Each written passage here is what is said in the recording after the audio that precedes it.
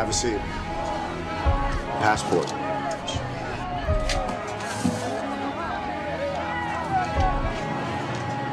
Ayabungo. You're being deported. What? Transportation will come and pick you up in 24 hours. What do you mean? You'll gather your belongings. What? There's no way! Hector, No, get her out of here. no! Done. Next.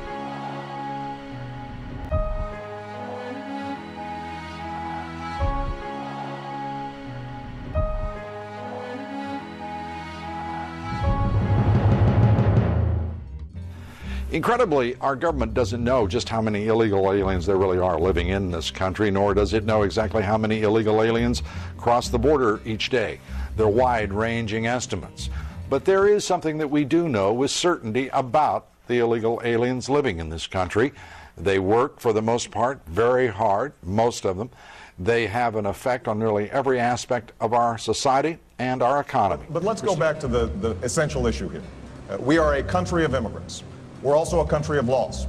And the question is, how do we balance that appropriately?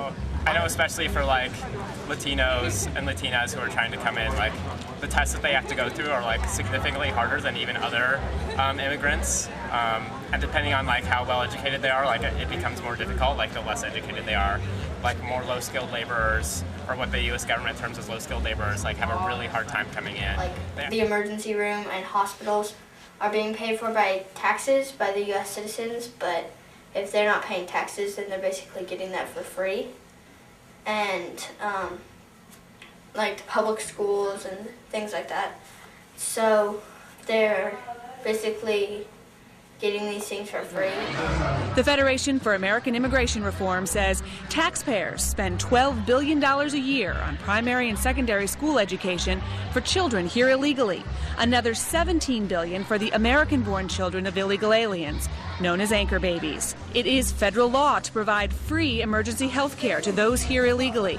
Congress has set aside $1 billion taxpayer dollars each year to reimburse all hospitals. There's obviously something wrong if a whole bunch of people in one country are trying to get to another country, and there's not a process or a good way for them to do that, or necessarily a fair way for them to do that.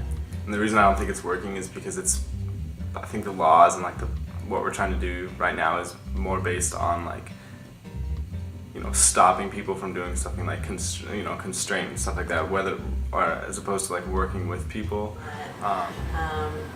They not only bring culture and language, but also a labor force that I feel many Americans aren't interested in fulfilling.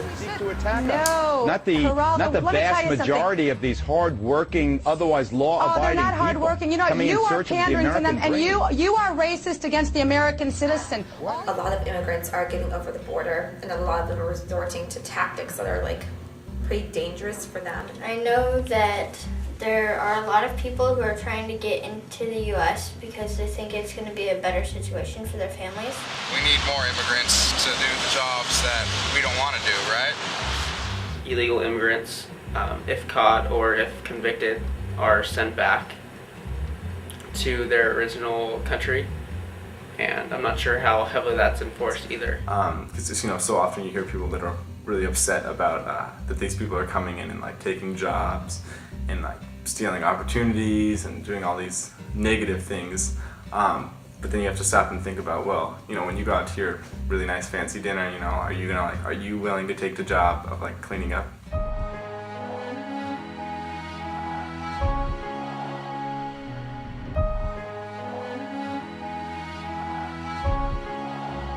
I think it is almost inevitable. If we do not put a fence on that border, I agree with you're going to have 100 million Hispanics in the country, most of them new immigrants from Mexico, which believes that belongs to them. It's just like a physical barrier between them and us. And I understand that this idea of a border, you don't want to, it's not something that's meant to be crossed, freely. And, I understand that. But this idea that they're putting up like a physical barrier is just... I don't think the wall's going to work really at all. I don't feel like America is a country that needs to be shut off from other ones. Is that I think that's really rude.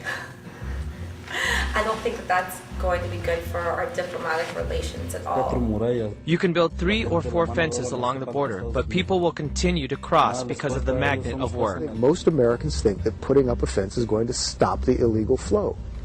It's not?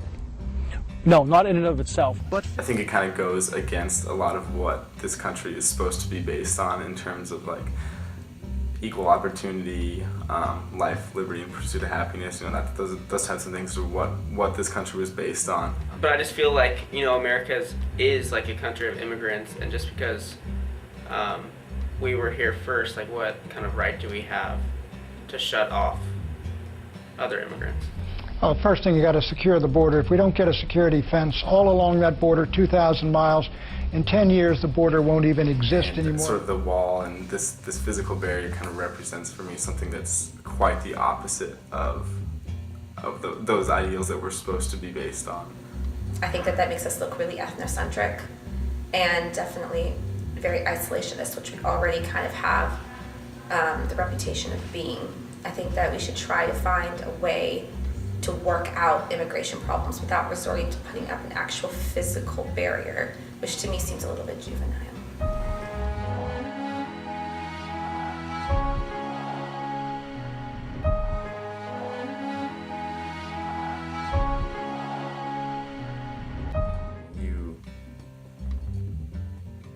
You don't indoctrinate them, but you incorporate them into a larger system. And so it's from there that you see, you know, yes, they come in as immigrant labor, maybe they're not, you know, well educated, they're not well off, but it's a progression of the next generations that come, you know.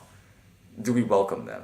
You know, are we welcoming to them, to different cultures, to different ideas? Or do we just, you know, pick and choose what we deem to be acceptable to us? The fact is, we create in the United States this vibrant economy, 400,000 low-skilled jobs a year, but there are only 5,000 visas. We need new workers to keep our economy vibrant and strong. The fact of the matter remains is that our economy would almost come to a standstill if not for the work of the millions of undocumented workers that are here. I feel like it should be easier for outside countries to, like, get citizenships in America, and hopefully it'll go that way. I can see it going that way, but I hope it does. I went and saw that it has a lot to do with public policy, and if we can begin to invest in these other countries in a political sense and share resources, there will be less people wanting to cross the border into the United States because they'll have opportunities where they live. I think it's a bigger issue than the United States can really deal with. I think it's more like a global issue, and the fact that there are plenty of third world nations, like developing countries, right, that we are a part of, like keeping them in that place. Like there are big corporations in there, and like marginalizing their own local community, and I don't think that a lot of citizens of America, like especially if you go to more conservative areas, I don't think a lot of people realize that it's us that's kind of forcing this bad condition on them. We should be working towards like a common goal, you know, communicating with each other in order to be able to get somewhere that we both want to get to. And I'm not sure if that's quite possible, but I think it's the direction that we should be moving towards.